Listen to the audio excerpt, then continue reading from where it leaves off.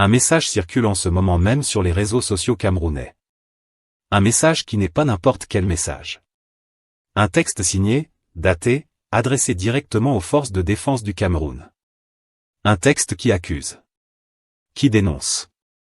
Qui met en cause l'un des hommes les plus puissants de la République, le ministre des Finances en personne, Louis-Paul Motaz.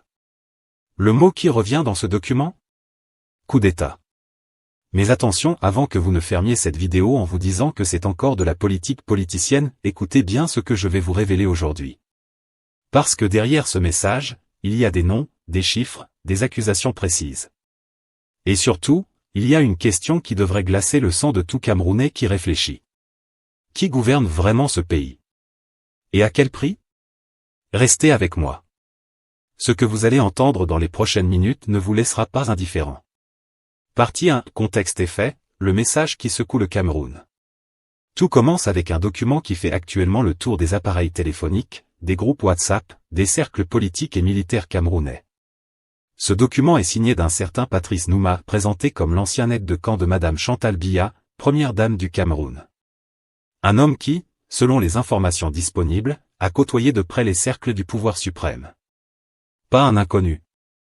Pas un citoyen lambda qui tape sur son clavier depuis son salon. Non. Un homme qui dit avoir vu, entendu, et aujourd'hui décidé de parler. Et qu'est-ce qu'il dit, cet homme? Il affirme, je dis bien il affirme, car en journalisme sérieux on ne confond pas une accusation avec un fait établi, il affirme que Louis-Paul Motaz, actuel ministre des Finances du Cameroun, nourrirait des ambitions présidentielles. Des ambitions qu'il chercherait à réaliser non pas par les urnes, non pas par le débat démocratique, mais par une voie autrement plus sombre, la déstabilisation des institutions.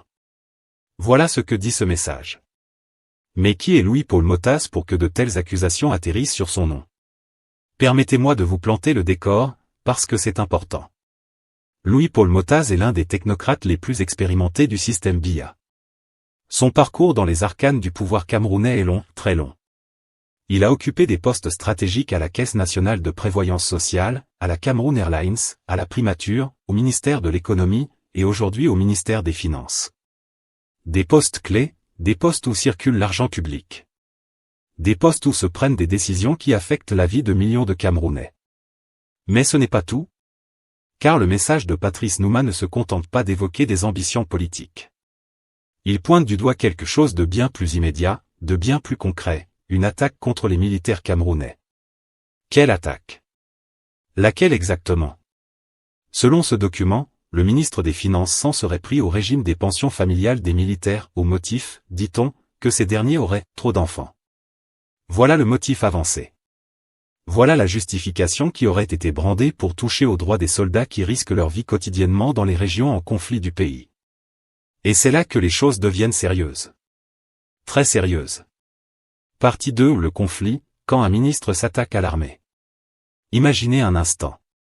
Vous êtes soldat dans les régions anglophones du Cameroun. Vous patrouillez dans des zones où des séparatistes armés peuvent surgir à tout moment. Vous avez perdu des camarades.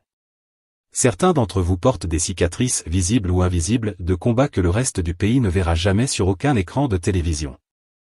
Votre seule certitude, votre seul filet de sécurité, savoir que votre famille est protégée.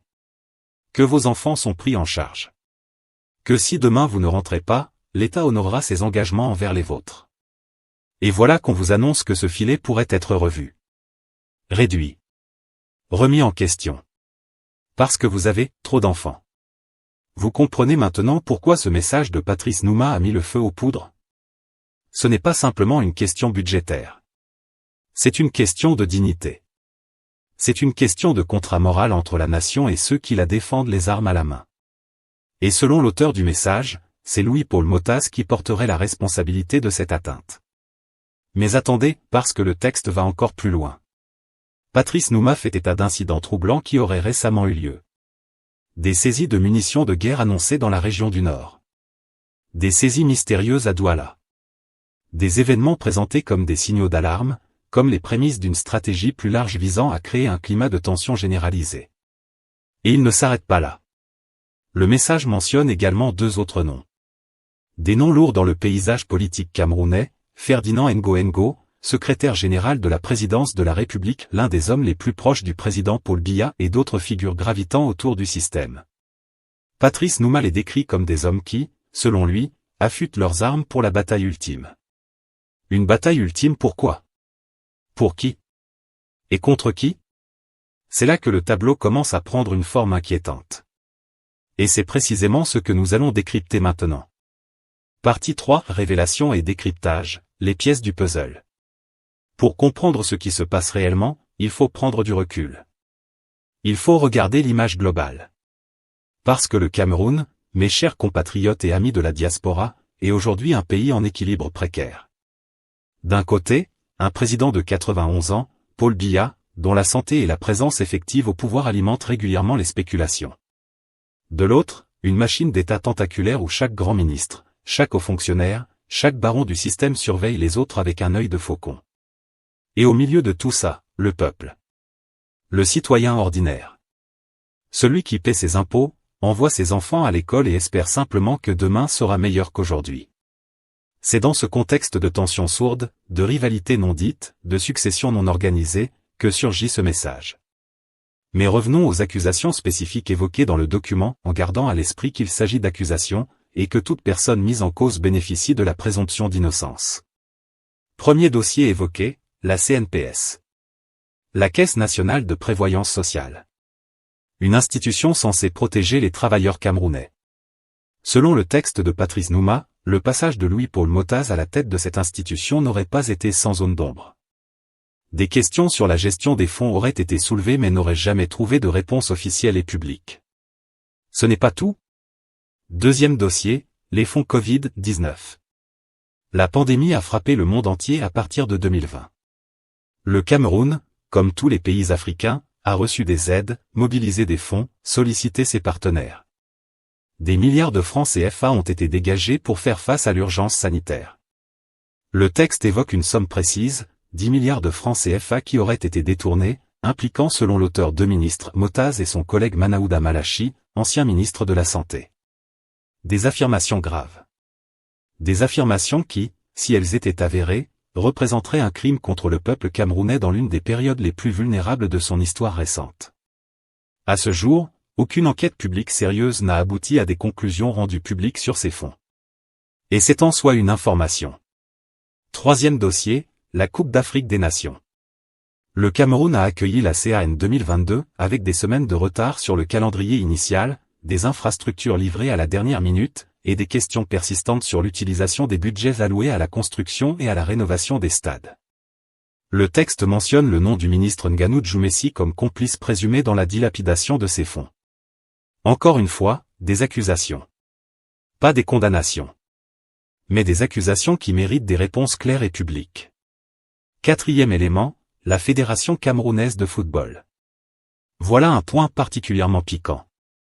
Le texte souligne que des milliards de francs CFA seraient régulièrement injectés dans la FECAFOOT sans justification transparente, sans résultat sportif probant pouvant légitimer de tels montants.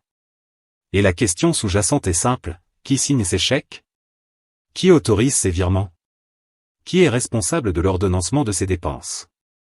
Si vous connaissez un tant soit peu le fonctionnement du ministère des Finances, vous savez que derrière chaque décaissement public, il y a une signature. Une autorisation. Une responsabilité. Et c'est précisément ce que le document de Patrice Nouma cherche à mettre en lumière. Partie 4, analyse satirique, le Cameroun dans son miroir. Permettez-moi maintenant de prendre un peu de hauteur. Un peu de recul. Et de regarder cette situation avec les yeux de ce que j'appellerais le bon sens camerounais profond. Parce que franchement, mes chers amis, cette histoire a quelque chose de profondément, d'authentiquement, de spectaculairement, camerounais. Voyez-vous, dans d'autres pays du monde, quand un haut fonctionnaire accumule des soupçons sur sa gestion des deniers publics, il est convoqué par une commission parlementaire. Il doit rendre des comptes. Il explique. Il justifie. Ou il démissionne. Au Cameroun, il est promu. Non, sérieusement. Regardez le parcours décrit dans le texte. De la CNPS à la Cameroun Airlines. De la primature au ministère de l'économie. Et enfin, le sommet, le ministère des Finances. Le poste le plus stratégique, le plus sensible, le plus puissant de toute l'administration camerounaise après la présidence elle-même. C'est ce qu'on appelle, dans notre sagesse populaire, tomber en haut. Plus les questions s'accumulent sur votre bilan, plus vous montez dans la hiérarchie. C'est une loi non écrite du système. Une loi aussi solide que la Constitution, mais beaucoup plus fidèlement respectée. Mais ce n'est pas tout. Il y a quelque chose d'autre dans cette histoire qui mérite qu'on s'y arrête. Le moment choisi. La timing, comme disent nos amis de la diaspora en France. Nous sommes dans une période où la question de la succession à la tête du Cameroun est sur toutes les lèvres, même si personne n'ose la poser officiellement. Paul Biya est au pouvoir depuis 1982. Plus de 40 ans. Et l'horizon de sa gouvernance soulève naturellement des interrogations sur l'après. Sur qui? Sur quoi? Sur comment? Dans ce contexte, chaque grand baron du régime calcule. Chaque ministre pèse ses chances. Chaque technocrate mesure ses réseaux. C'est humain. C'est politique. C'est universel.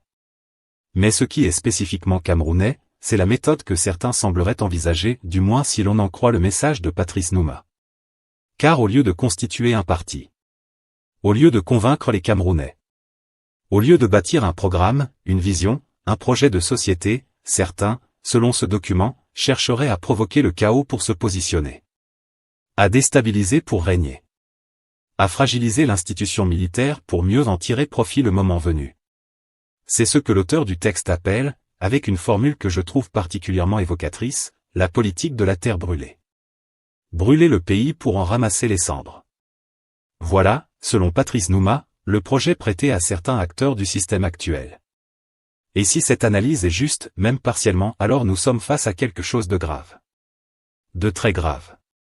Pas pour les ministres. Pas pour les barons. Mais pour le Camerounais ordinaire qui, lui, n'a nulle part où fuir si les institutions s'effondrent. Mais attendez, il y a encore un niveau supplémentaire dans ce puzzle. Le texte soulève également la question de la passivité ou de la complicité, selon certaines lectures du ministre de la Défense et du secrétaire d'État à la gendarmerie. Ces deux hauts responsables militaires, selon Patrice Nouma, ne défendraient pas suffisamment les intérêts de leurs troupes face aux décisions du ministère des Finances. C'est une accusation indirecte mais cinglante. Elle dit en substance, ceux qui sont censés protéger nos soldats les ont abandonnés dans l'arène politique. Ils regardent leurs ministres frapper leurs hommes et restent silencieux. Est-ce de la lâcheté? Du calcul politique? Une forme de neutralité stratégique? Ou simplement le fonctionnement normal d'un système où personne ne prend de risques pour les autres? Je vous laisse juger. Mais voici une question que, moi, je n'arrive pas à chasser de ma tête. Si un ancien aide de camp de la première dame publie un tel message, un message nominatif, précis, adressé directement aux forces armées sans être immédiatement arrêté, sans démenti officiel, sans réaction du gouvernement, qu'est-ce que cela dit sur l'état réel des tensions au sein du pouvoir camerounais? Le silence officiel est parfois la réponse la plus éloquente qui soit. Et au Cameroun, mes amis, le silence du gouvernement face à une accusation grave n'est jamais anodin. Soit on choisit de laisser mourir l'affaire dans l'indifférence. Soit on calcule. Soit on attend de voir de quel côté souffle le vent. Dans tous les cas, c'est le peuple qui reste dans l'obscurité. Approfondissement, les réseaux et les enjeux cachés. Parlons maintenant de quelque chose que le texte mentionne de façon elliptique mais qui mérite d'être développé, les réseaux. Patrice Nouma cite deux noms aux côtés de Motaz, Amougou Belinga et Emmanuel Néossi. Amougou Belinga est une figure bien connue des observateurs du Cameroun. Homme d'affaires influent, propriétaire du groupe Vision 4, une chaîne de télévision qui occupe une place significative dans le paysage médiatique camerounais. Un homme dont les liens avec le pouvoir politique sont régulièrement analysés, commentés, questionnés mais rarement officiellement documentés. Son nom dans ce texte n'est pas anodin. Le citer aux côtés d'un ministre des Finances dans un texte évoquant des réseaux et le financement de projets bidons est une accusation que lui-même serait en droit de contester publiquement et juridiquement. Mais voilà ce que révèle sa présence dans ce document, nous ne parlons pas ici d'une simple querelle entre fonctionnaires. Nous parlons, selon l'auteur du message, d'un réseau qui traverse la frontière entre le politique et l'économique. Entre le public et le privé. Entre ceux qui gèrent l'argent de l'État et ceux qui en bénéficieraient de façon opaque. C'est ce mélange, ce brouillage des frontières entre les sphères, qui est au cœur de nombreuses crises de gouvernance en Afrique subsaharienne. Et le Cameroun, malgré son image de stabilité relative dans une région souvent agitée, n'y échappe pas. Mais ce n'est pas tout. Il y a une dimension militaire dans cette affaire qui mérite une attention toute particulière. Le message de Patrice Nouma n'est pas un simple pamphlet politique. C'est un appel. Un appel direct aux soldats. Un appel à la vigilance. Certes, l'auteur prend soin de préciser qu'il ne s'agit pas d'un appel à la violence, mais un appel qui s'adresse à des hommes en uniforme, porteurs d'armes, au service de la République. Dans n'importe quel pays démocratique, un tel texte ferait l'objet d'une enquête immédiate. On chercherait à savoir, qui a écrit ce message? Avec quelles intentions? Avec quel relais? Et surtout, quel impact a-t-il sur la cohésion des forces armées? Parce que la force d'une armée républicaine, c'est précisément son imperméabilité aux luttes politiques internes. C'est sa neutralité. Sa discipline. Sa fidélité à l'institution plutôt qu'à des personnes ou des clans. Si des messages de ce type commencent à circuler massivement dans les casernes, dans les régiments, parmi les officiers, alors ce n'est plus une simple affaire de politique politicienne. C'est une question de sécurité nationale. Et c'est là que la situation devient véritablement préoccupante. Le regard critique, ce que ce texte ne dit pas. Il faut maintenant, en bon journaliste, dire ce que ce texte ne dit pas. Ce qu'il omet. Ce qu'il caricature peut-être. Ce qui doit être tempéré. Premièrement, Patrice Nouma est une figure dont les motivations propres méritent d'être interrogées. Ancien proche de la Première Dame, il évolue dans les cercles du pouvoir depuis longtemps. Son message n'est pas celui d'un citoyen ordinaire. C'est celui d'un acteur du système qui, pour des raisons qui lui appartiennent, a choisi de prendre la parole publiquement. Cela ne signifie pas qu'il ment. Cela signifie que son point de vue s'inscrit dans un contexte particulier qu'il faut avoir en tête. Deuxièmement, les accusations portées contre Louis-Paul Motaz dans ce texte sont des accusations. Elles ne sont pas des verdicts. Elles ne sont pas des condamnations judiciaires. En l'absence de preuves documentées et vérifiées, elles doivent être traitées comme des allégations qui méritent réponse, certes, mais des allégations. Troisièmement, l'utilisation du terme « coup d'État » dans ce contexte est rhétoriquement puissante mais analytiquement approximative. Un coup d'État implique une prise de pouvoir par la force, généralement militaire. Ce dont parle le texte ressemble davantage à une manœuvre politique interne, à une stratégie de positionnement dans la course à la succession. C'est grave en soi, mais ce n'est pas tout à fait la même chose. Quatrièmement, la question des pensions militaires, si elle est réelle, et plusieurs sources indépendantes semblent confirmer que des réformes budgétaires affectant les militaires ont bien été envisagées, méritent un débat public transparent. Pas un règlement de compte par messages viraux interposés. Si des soldats sont lésés dans leurs droits, c'est aux organisations professionnelles, aux parlementaires, aux structures légales de le dire et de le défendre. Et enfin, cinquièmement, ce type de message, qui circule de téléphone en téléphone, qui enflamme les réseaux sociaux, qui mêle nom de personnes réelles et accusations graves dans un contexte de forte tension politique, ce type de message est une arme à double tranchant. Il peut réveiller les consciences. Il peut aussi, mal utilisé, alimenter des violences, créer des divisions, servir des agendas que les auteurs eux-mêmes ne maîtrisent plus une fois le message lâché dans la nature. C'est pourquoi la vigilance s'impose, pas seulement pour les militaires, comme le dit Patrice Nouma, mais aussi pour nous, citoyens et consommateurs d'informations. Conclusion, la question qui reste en suspens. Alors, que retenir de tout cela? Un message circule. Il accuse des hommes puissants de manœuvres graves. Il appelle les soldats à la vigilance. Il cite des chiffres, des noms, des incidents. Il s'inscrit dans un contexte de succession présidentielle non résolue et de tensions sourdes au sein du système camerounais. Est-ce la révélation d'un complot réel? Est-ce une opération de déstabilisation politique visant un adversaire? Est-ce le cri d'un homme qui a vu quelque chose et décidé de briser le silence? Ou est-ce une combinaison complexe de toutes ces choses à la fois? La vérité, comme toujours, est sans doute quelque part entre les lignes. Ce que l'on peut dire avec certitude, c'est ceci, le Cameroun vit en ce moment une période de transition non déclarée. Une période où chaque acteur du système prépare l'après. Où les alliances se font et se défont. Où des hommes qui se serraient la main hier se regardent aujourd'hui en chiens de faïence. Et dans cette période trouble, les plus vulnérables ne sont ni les ministres ni les barons du système. Les plus vulnérables, ce sont les soldats qui montent la garde dans des zones de conflit avec des salaires insuffisants et des pensions menacées. Ce sont les citoyens ordinaires qui paient leurs impôts et espèrent que l'argent public servira à quelque chose d'utile. Ce sont eux que toutes les parties prétendent défendre. Ce sont eux que personne, dans les faits, ne semble réellement protéger. Alors voici la question que je vous pose, à vous qui regardez cette vidéo, que vous soyez au Cameroun, en France, au Canada, aux États-Unis, en Allemagne ou ailleurs. Combien de temps encore le peuple camerounais acceptera-t-il d'être le décor d'une pièce de théâtre dont d'autres écrivent le script, jouent les rôles et empochent les recettes? Répondez-moi dans les commentaires. Partagez cette vidéo avec vos amis. Parce que la première arme du citoyen, c'est l'information. Et l'information, ça commence par un clic. À très bientôt.